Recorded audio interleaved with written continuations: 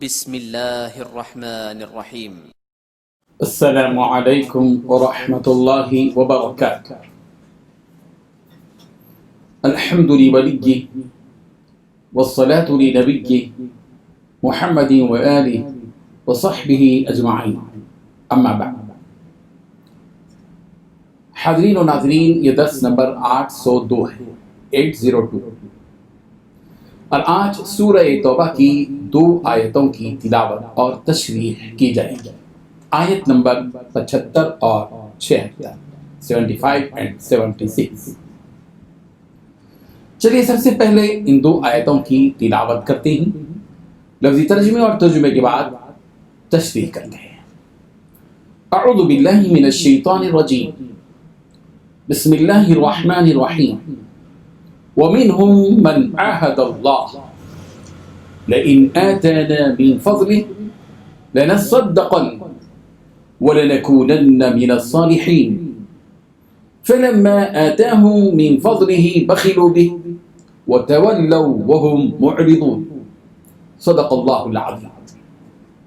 لفظی ترجمہ ومنهم، اور بعض ان میں سے، من وہ ہیں جنہوں نے، عاہد عہد کیا، اللہ سے، لئن البتہ اگر، آتانا دیا ہمیں اس اللہ نے، من فضلہ اپنے فضل سے، لنصدقن تو ہم ضرور صدقہ خیرات کریں گے، ولنکونن اور ضرور ہم ہو جائیں گے، من الصالحین صالحین میں سے، فلما پھر جب، آتاہم اس نے نواز دیا ان کو، من فضلہ اپنے فضل سے، بخلوا تو انہوں نے بخل کیا، بھی اس کے ساتھ، وتولوا اور وہ پھر گئے، وہم معرضون اور وہ روگردان تھے۔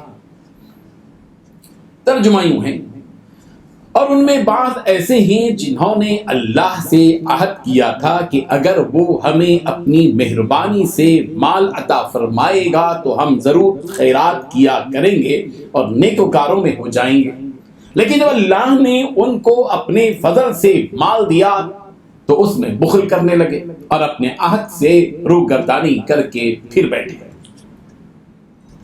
ان 2 آیتوں میں 3 باتیں بتائی گئی ہیں۔ پہلی بات، اور انہی میں وہ لوگ بھی ہیں جنہوں نے اللہ سے یہ عہد کیا تھا کہ اگر وہ اپنے فضل سے ہمیں نوازے گا تو ہم ضرور صدقہ کریں گے۔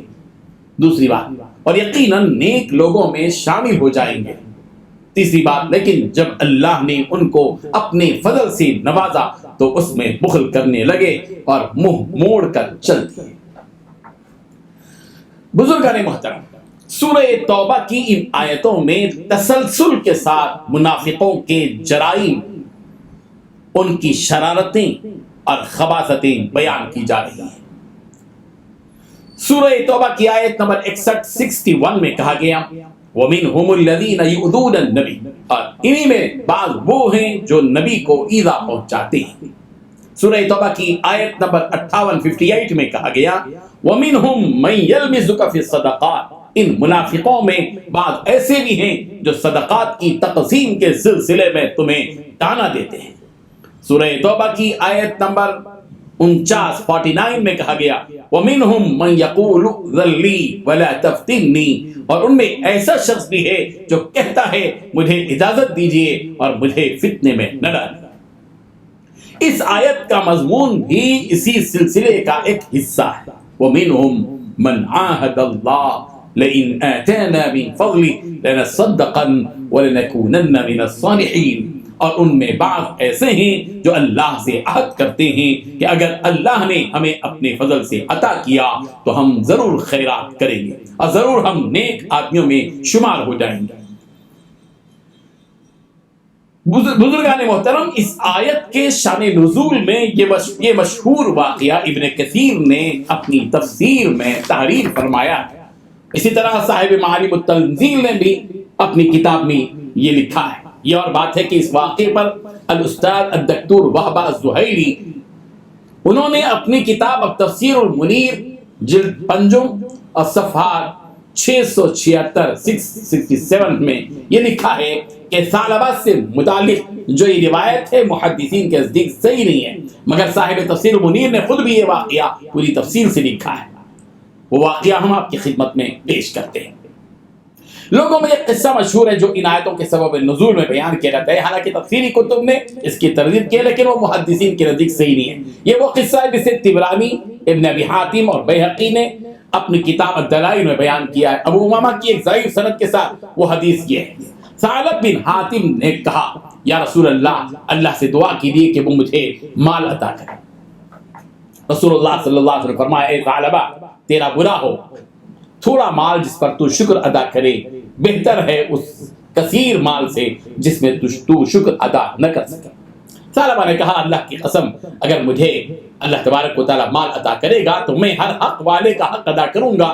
تو اللہ کے نبی نے ان کے لیے دعا کی، انہوں نے کچھ بکریاں لی، پھر وہ بڑھتے گئے، اتنے بڑھے کہ ان پر مدینے کی گلیاں تنگ ہو گئی، تو وہ مدینے سے باہر چلے گئے، لیکن وہ نماز کے لیے آیا کرتے تھے، اس کے بعد پھر اپنی جگہ لوٹ جایا کرتے تھے۔ پھر ان بکریوں میں اور اضافہ ہوا، یہاں تک کہ مدینے کے چراگاہ انہیں ناکافی ہونے لگے، تو وہ اس جگہ کو بھی چھوڑ کر چلے گئے، لیکن وہ جمعہ کی نماز کے لیے آتے تھے اور پھر واپس وہیں چلے جاتے تھے۔ پھر ان بکریوں میں اور اضافہ ہوا تو انہوں نے اس جگہ کو بھی چھوڑ دیا، تو انہوں نے جمعہ اور جماعت میں آنا بھی چھوڑ دیا۔ پھر اللہ نے اپنے رسول پر یہ آیت نازل کی، آپ ان کے مال سے صدقہ لو جو انہیں پاک کرے گا اور جس کے ذریعے ان کا تزکیہ ہوگا۔ تو اللہ کے نبی نے صدقات پر 2 آدمیوں کو متعین کیا اور ان دونوں کے لیے ایک خط لکھا جسے وہ لے کر ثعلبہ کے پاس گئے اور انہیں رسول اللہ صلی اللہ علیہ وسلم کا خط پڑھ کر سنایا۔ تو انہوں نے کہا کہ تم دونوں پہلے لوگوں کے پاس جاؤ اور جب تم فارغ ہو جاؤ تو میرے پاس آؤ۔ تو ان دونوں نے ایسا ہی کیا۔ پھر انہوں نے کہا کہ یہ تو جزیے کی بہن ہے، نعوذ باللہ، ان دونوں کو بھیجا دیا۔ پھر اللہ تعالیٰ نے یہ آیت نازل فرمائی، ان میں سے بعض وہ لوگ ہیں جنہوں نے اللہ سے عہد کیا کہ اگر ہم انہیں اپنے فضل سے کچھ عطا کریں، الی آخر۔ پھر ثعلبہ صدقہ لے کر آئے تو اللہ کے نبی صلی اللہ علیہ وسلم نے فرمایا کہ اللہ نے مجھے تمہارا صدقہ لینے سے منع کیا ہے، تو وہ مٹی کو اپنے سر پر ڈالنے لگے۔ تو اللہ کے نبی نے فرمایا کہ یہ تمہارے عمل کا بدلہ ہے، میں نے تمہیں حکم دیا تھا پر تم نے مجھے نہیں دیا۔ پھر رسول اللہ صلی اللہ علیہ وسلم کی وفات ہو گئی تو وہ اپنا صدقہ لے کر حضرت ابوبکر صدیق رضی اللہ عنہ کی خلافت کے زمانے میں حضرت صدیق اکبر کے پاس آئے، انہوں نے بھی قبول نہیں کیا۔ حضرت عمر فاروق رضی اللہ عنہ کی خلافت کے زمانے میں ان کے پاس اپنا صدقہ لے کر آئے، لیکن انہوں نے بھی اس کو قبول نہیں کیا، اور ثعلبہ عثمان رضی اللہ عنہ کے زمانے میں ان کی وفات ہوئی۔ حقیقت یہ ہے کہ ثعلبہ کے بارے میں جو ایک قصہ بیان کیا گیا ہے وہ محدثین کے نزدیک صحیح نہیں ہے۔ رہے ثعلبہ کی جس کے بارے میں ابن عبد البر نے کہا، شاید کہ اس شخص کا قول جس نے ثعلبہ کے بارے میں کہا کہ وہ مانع زکوٰۃ تھے جس کے بارے میں آیت نازل ہوئی، صحیح نہیں ہے۔ ضحاک نے کہا کہ یہ آیت منافقوں کے بارے میں نازل ہوئی، نبتل بن حارث، وجد بن قیس، معتب بن قشیر وغیرہ وغیرہ۔ قرطبی نے کہا کہ اس آیت کا ان لوگوں کے بارے میں نازل ہونا ہی زیادہ مناسب ہے، مگر یہ کہ اللہ کا قول اعقبہم نقابا دلالت کرتا ہے اس بات پر کہ جس نے اللہ سے وعدہ کیا تھا وہ پہلے منافق نہیں تھا، مگر معنی یہ ہو سکتا ہے کہ اللہ نے ان کے نفاق میں اور اضافہ کیا، وہ اس پر اپنی موت تک رہے، اور یہ اللہ کا قول الی یوم یلقونہ سے معلوم ہوتا ہے۔ بہرحال اللہ تبارک و تعالی حقیقت کے سلسلے میں ہم کو سمجھ عطا فرمائے اور اس کی گہرائی تک پہنچنے کی توفیق بخشے۔ وآخر دعوانا الحمدللہ۔